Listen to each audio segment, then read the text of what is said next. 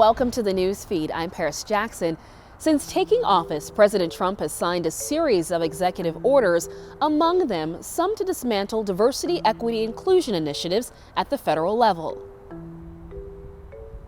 The president describes the actions which are currently being challenged in court as ending illegal discrimination and restoring merit-based opportunity. The executive orders, other administration pressures, and the Supreme Court's 2023 affirmative action ruling have prompted major retailers, companies, and some universities to cut or alter their DEI programs.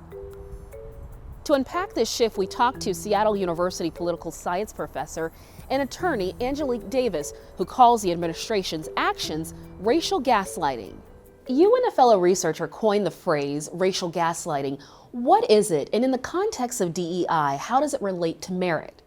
Yes, so I did this research with Rose Ernst, and racial gaslighting is a process that normalizes racism by making those who resist racism the enemy. So, for example, you asked about the term merit, right? That term has been manipulated to support an anti-DEI agenda.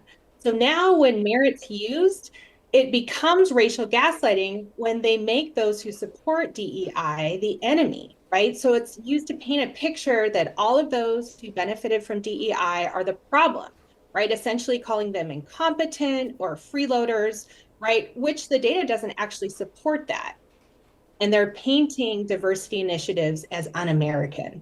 In your research, you argue racial gaslighting functions as a diversionary tactic. You say the president's executive orders are just that. How so? So right now, the administration is intentionally creating confusion using diversionary tactics in order to make those who don't fit their agenda the enemy, right? This was actually talked about back in 2018 by former White House chief strategist Steve Bannon when he talked about flooding the zone.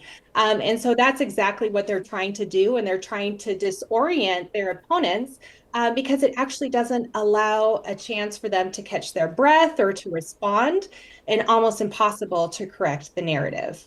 Locally, we're seeing companies who once championed diversity-related policies are backtracking. What are these actions pushing society toward?